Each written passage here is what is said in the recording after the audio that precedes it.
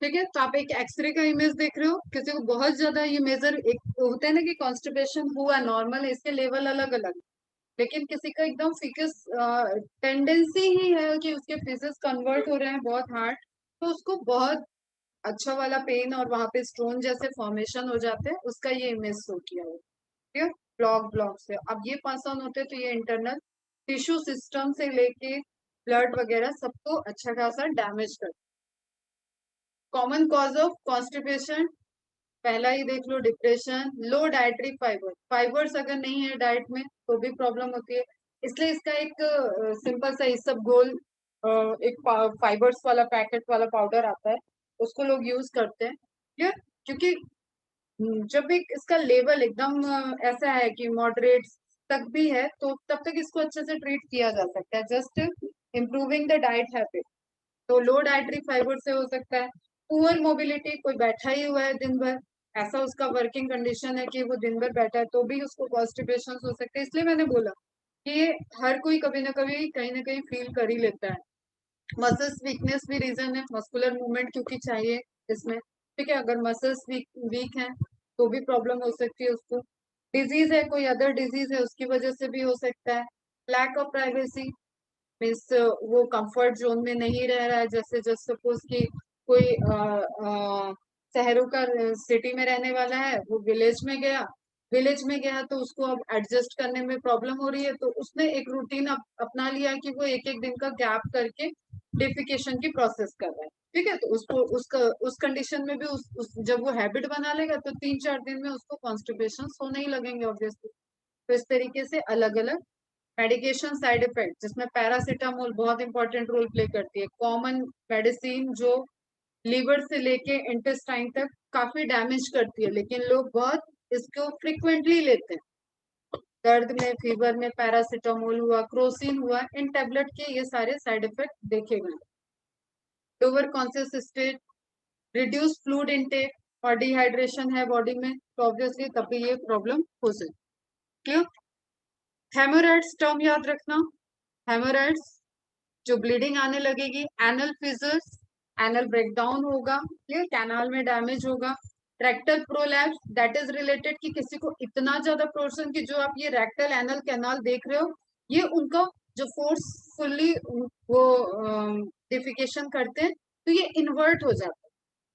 अब तुम लोग इसको अभी ऐसे समझोगे कि ऐसा कैसे हो सकता है, तो ये एक्चुअली इन्वर्ट होके एनल से पूरा बाहर की तरफ आ जाता है, फिर इसको ऑपरेट करके फिक्स करना पड़ता है। तो दैट इज रेक्टल प्रोलैप्स। इसी तरीके से कुछ कुछ और डिजीज हैं, क्रोनिक बैक पेन, अगर किसी को डायवर्टिकुलर डिजीज, अगेन वैसे ही रिलेटेड है कि पूरा आपका लोअर पोर्शन से कुछ है, तो उन डिजीजेस के रिलेटेड में hernia, chronic back pain, UTI, urinary track infection. अब हमें पता है यहाँ पे फ्लोरा है, माइक्रोफ्लोरा है, इन माइक्रोफ्लोरा से बाहर का माइक्रोफ्लोरा और यहाँ डैमेज है, तो इन्फेक्शन, ये सारे आपस में इंटरेक्ट कर सकते हैं, तो यूरिनरी ट्रैक इन्फेक्शन तक भी हो सकता है। तो these are some related disease जो कॉन्स्टिपेशन से होती हैं, और इनको एक जनरल आप समाज में सोशल पॉइंट ऑफ व्यू से बात करें तो दैट इज अ डिजीज जिसको इग्नोर किया जाता है। ठीक है, एसटीडी को, कॉन्स्टिपेशन को, ये सारे डिजीज को लोग इग्नोर करते, बताते नहीं किसी को, तो इनको टाइम से ट्रीटमेंट इनकी बहुत रिक्वायर्ड है। अभी मैंने जनरली ब्रीफ किया, वही सब यहाँ पे लिखा है कि कई इसके लेवल हैं। क्लियर, कई लेवल है, सिर्फ डाइटरी बैलेंस करके अपनी रूटीन को सही करके भी कॉन्स्टिपेशन से रिलीफ पा सकते हैं। अगर इंटरनली अब मस्कुलर लेवल पे वेसल्स डैमेज हो चुकी हैं, तो आपकी उसके अलग ट्रीटमेंट है, उसके टैबलेट्स वगैरह हैं, फिर ऑपरेशन तक भी बातें जाती हैं। तो इस तरीके से नंबर ऑफ लेवल्स हैं। इसी का रिवर्स, इसमें स्टूल हार्ड था और दूसरा लूज मोशन हो गया, तो डायरिया, डायरिया बहुत कॉमन डिजीज है, सबने सुन रखी है, बचपन से कई बार देखा होगा। ठीक है, डायरिया, डायरिया के भी कई टाइप्स होते हैं। डायरिया आपका मतलब एक कॉमन है कि इसमें लूज मोशंस होते हैं, लेकिन वो किस तरीके का लूज मोशंस है, उसका कॉजेटिव एजेंट क्या है, उसमें डायरिया में वेरिएशंस है। तो abdominal frequency of bowel movement, जो आप लार्ज इंटेस्टाइनल का मूवमेंट देख रहे हो, एलिमेंट्री कैनाल वाला इंटरनल, उसी को बोलते हैं bowel movement, and increase liquidity of fecal discharge is known as diarrhoea. और स्टार्टिंग में ही मैंने तुम्हें एक बात बताई थी कि वोमिटिंग एंड डायरिया मतलब वोमिटिंग, डायरिया तो नहीं कह सकते, loose motion. These are the features कि आपने कुछ गलत खाया है। ये बॉडी को आपके भोजन में, फूड में आए हुए पार्ट से सेव करने के लिए बॉडी ये सारे एक्शन करती है। तो स्टमक तक है, अनइजी सा कुछ होगा तो वॉमिट हो जाएगी, फिर नीचे वाले पोर्शन में आ गया है, स्मॉल इंटेस्टाइन तक आया है, देन लूज मोशन से स्टार्ट हो जाएंगे। तो इन दोनों ही केस में, एक जनरल नॉलेज की चीज बता रही हूँ, इन दोनों ही केस में अगर आप बाउंडेड नहीं हो कि आपको रोकना है इन प्रोसेस को, तब तक आपको थोड़ा सा मेडिसिन एक दिन रुक के लेना चाहिए। ठीक है। डिहाइड्रेशन का जरूर ध्यान रखें कि ऐसा इतना ना हो जाए कि आप डिहाइड्रेटेड हो जाओ। एक दिन में 3 से 4 बार लूज मोशन आया तो दैट इज ओके, एक दिन में 3 से 4 बार वॉमिट आ रही है दैट इज ओके, लेकिन इसका काउंट अगर बढ़ रहा है देन आपको नहीं कि आराम करना है, ये हमारी बॉडी अभी अपने आप को क्लीन कर रही है, ऐसा नहीं होता, तब वहां मेडिकेशन चाहिए होती है। क्लियर। तो simply loose stools are diarrhoea, इसके अलग अलग रीजन है, आगे बैक्टीरियल रीजन है, फर्मेंटेशन से, आपने कुछ फूड खाया है उसकी वजह से, यहाँ पे डिफरेंट डिफरेंट टाइप्स के डायरिया हो सकते। सिम्टम्स इसमें फीवर आ सकता है, स्टमक पेन है, एब्डोमिनल क्रैम्पिंग जो मरोड़ पड़ना होता है, change in colour of stools, mucus, pus. अब colour and smell both are related to microflora action of colon, ये ध्यान में रखें। क्लियर। म्यूकस, पस, ब्लड, ये सब भी हो सकता है। अगेन म्यूकस सिक्रेशन ज्यादा है उसमें आ रहा है, लूज मोशन हो रहा है बेटा, तो म्यूकस भी उसके साथ आ सकता है। कोई इन्फेक्शन है तो पस भी आ सकता है, डैमेज है तो ब्लड भी आ सकता है। Fat in your stools, clear है। वॉमिटिंग, डिहाइड्रेशन साथ में भी चल सकता है। फ्लोटिंग, एक आपको फीलिंग सा आएगा कि हमेशा पेट एकदम भरा भरा अजीब सा हो रहा है, ब्लोटेड सा फील स्टमक में आएगा। क्लियर। जो मेन है इसमें, एक तो डिजेंट्री वाला है, पता नहीं तुम लोग अभी कितना सुने हो, तो इस पे हम लोग ह्यूमन हेल्थ एंड डिजीज में ज्यादा बात करेंगे। एक कॉलरा, हैजा, वो तो सबने सुना। डिजेंट्री और हैजा, क्लियर, दोनों के अलग अलग चांसेस हैं, अलग अलग एक अपीयरेंस है। जो मेजर इनका डिफरेंस है, एक में जैसे चावल का माड़ होता है, राइस वाटर, उसकी तरीके से स्टूल पास होता है, और एक में जो डिजेंट्री होती है उसमें ब्लड और पस के साथ पास ऑन। ठीक है, मोर सीवियर होते हैं ये सारे cases. Abdominal cramp, vomiting, rectal pain, ये सारे इसके फीचर्स हो जाएंगे, सिम्टम।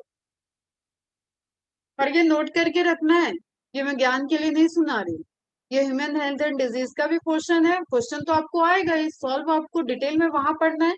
यहाँ क्योंकि ये डाइजेस्टिव सिस्टम से रिलेटेड है, इसलिए सिर्फ नोट डाउन कर लो। और एनसीईआरटी में भी आप देखो कि लास्ट में डिजीजेस दिया हुआ है। नाउ हम लोग सेकेंड क्वेश्चन, अभी क्या क्या कंप्लीट हो गया बेटा, अपना पूरा कंप्लीट हो चुका है। जो आप डाइजेस्टिव सिस्टम की आपके एनसीईआरटी में इमेज दी हुई थी,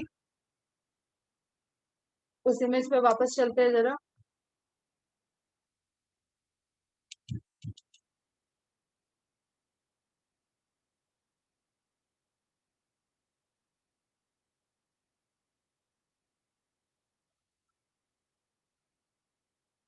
हाँ चली गई, ये वाली इमेज। ठीक है, अब हम मार्क कर रहे हैं, ये बहुत इंपॉर्टेंट इमेज है, पहले भी 1 2 3 से पूरी मार्किंग करा रखी है इसकी।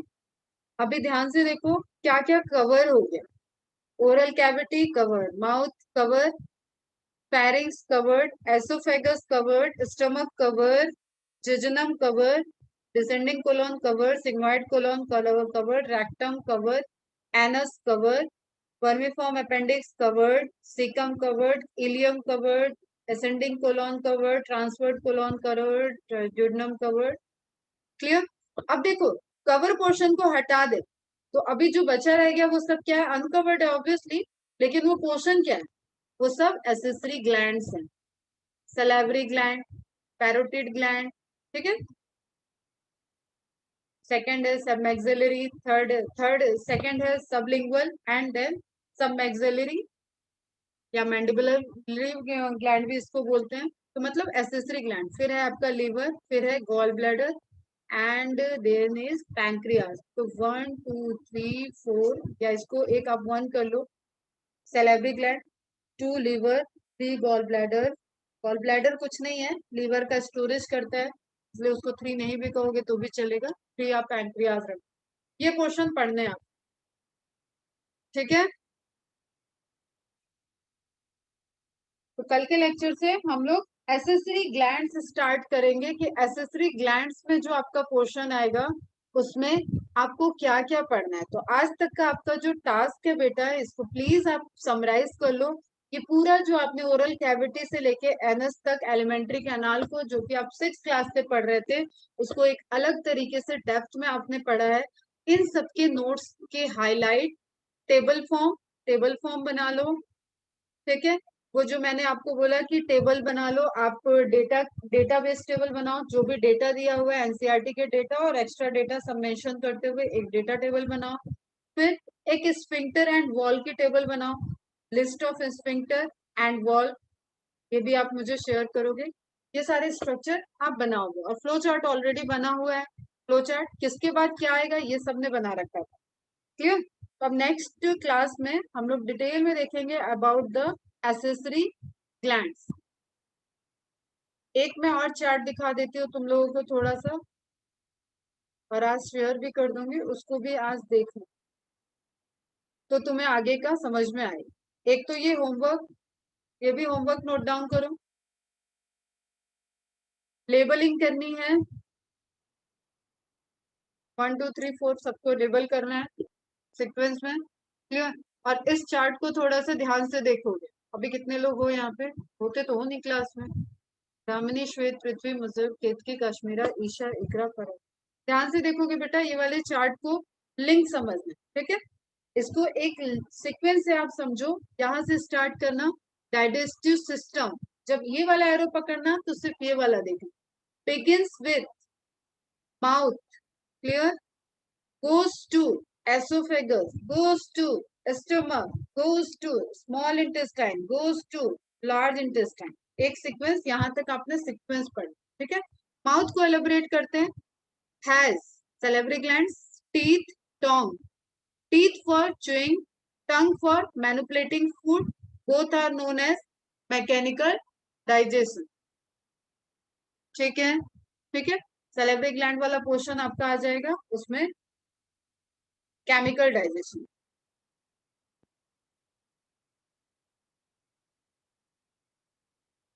क्लियर। एसोफेगस, फिर से हम ये रिकॉल करा रहे हैं इसलिए हम ये बता देते हैं। Food moves bye peristalsis, movement important है। लेयर तो आपको सबको याद रखनी है। देखो लेयर से, लेयर का अरेंजमेंट, किस तरीके की लेयर है, कैसी एपिथेलियम है, वो एक अलग फिर से एक टेबल बना सकते हो आप। सारी जितनी एपिथेलियम आई उन सबको एक जगह नोट डाउन करो, एक इंफॉर्मेशन बेस्ड वो टेबल हो जाएगी। पेरिस्टालसिस मूवमेंट होगा, and then goes to stomach. Stomach has cardiac sphincter, okay, pyloric sphincter, fundus part and body part। तो cardiac part, pyloric part, fundus part, body part, clear। fundus part which is top of stomach, superior part है, superior, मैंने वहां पे term note down कराया था, superior। inferior ovary, superior ovary, वही वाला superior जो टॉप पे है। Body with force, force known as रुगै।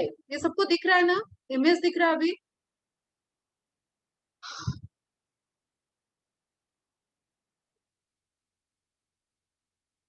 Reply करो, विजिबल है ना, ठीक है। तो अटेंटिव होकर देखो, सब समझ में आए। पाइलोरिक स्फिंक्टर ओपन्स टू, इससे इधर आ गए, ओपन्स टू स्मॉल इंटेस्टाइन, ठीक है। पाइलोरिक स्फिंक्टर ओपन हुआ small intestine, small intestine has duodenum, तो पहला part duodenum, second part jejunum, third is ileum. Attached by, एक प्लेस पे रहता है मेजेंट्री, मेजेंट्री की वजह से फंक्शंस टू सपोर्ट कॉइल, ये यहाँ जाके खत्म हुआ। ड्यूडेनम, ड्यूडेनम से आप छोड़ दो अभी क्योंकि उसमें लीवर का सिक्रेशन आएगा। Jejunum second section, third section यहीं पे लिख सकते हो, ends to caecum, opens to caecum. फिर लार्ज इंटेस्टाइन, अच्छा एक ये और ध्यान में रखना, ग्रेटर ओमेंट्रम, लेजर ओमेंट्रम, जो पढ़ा रखा है वो सब बहुत इंपॉर्टेंट चीज है। विच हैंग्स लाइक अ कर्टन, एक कर्टन की तरह था जिसमें डिपोजिशन ऑफ फैट हो रहा था। Now small intestine goes to large intestine, function to absorb water, main function था। Has caecum, colon, rectum, colon consist of ascending transverse, जितना पढ़ा दिया है वो तुम खुद से भी ऐड कर लेना, अपना चार्ट बना लेना बड़ा, sigmoid, clear. Then rectum, rectum के बाद एनस, तो यहाँ पे एंड करके आप एनस भी लिख लोगे, क्लियर। अब यहाँ पे ये चीजें हो गई। नाउ बिगिंस विद वाला कॉलम मैंने कंप्लीट कर दिया, ये वाला पोर्शन आपका हो गया है कंप्लीट। अब देखते हैं स्टोमक रह गया, इधर देखते हैं मसल्स की बात हुई थी। Muscles include circular, longitudinal, oblique, clear. Food becomes kind, goes to small intestine, जो पढ़ाया सब कुछ एकदम फ्लो चार्ट में लिखा हुआ है, अगर लिंक करके नहीं पढ़ोगे तो इस फ्लो चार्ट को डिकोड नहीं कर पाओगे बेटा, ठीक। गोज टू स्मॉल इंटेस्टाइन, ये वाला पोर्शन हो गया कवर। नाउ आ जाते इधर, digestive system composed of accessory organ, ये इंपॉर्टेंट था, and alimentary canal, alimentary canal जो आज आपने खत्म कर दी। नाउ हम इस पोर्शन की बात करें, accessory organ such as pancreas, liver, gall bladder and salivary gland को छोड़ दिया इसने, आपको यहाँ पे रखना है सलेवरी ग्लैंड जो यहाँ पे दिया, क्लियर। सलेवरी ग्लैंड को आप एसेसरी में लाओगे अपने फ्लो चार्ट में। अब जो ध्यान से सुन रहे वो इस बात को समझ जाएंगे मैंने यहाँ क्यों डाला है। फिर ब्रेक डाउन, अब यहाँ पे नाम हो गया liver produces bile, gall bladder stores bile, इसका मतलब प्रोड्यूस यहाँ हो रहा है, यहाँ से यहाँ जाएगा एंड देन आप उसको सिक्रीट करोगे हेपेटोपैंक्रियाटिक डक्ट में।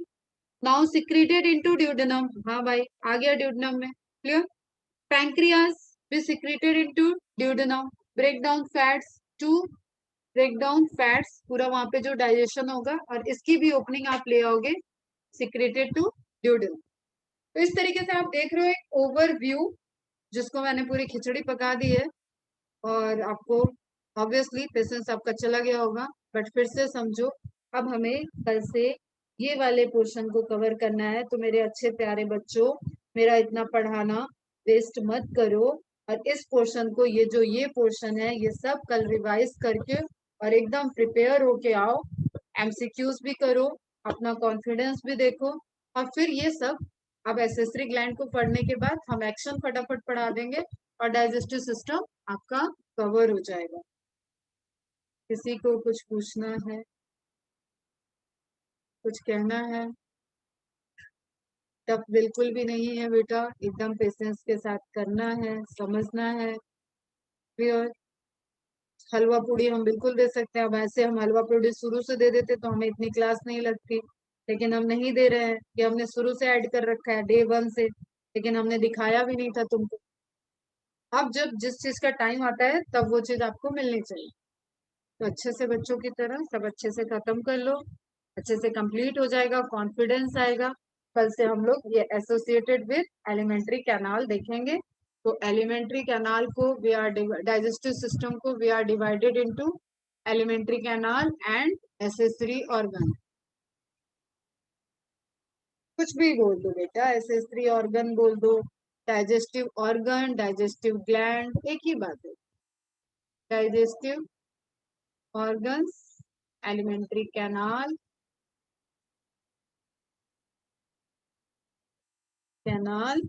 and where is digestive gland।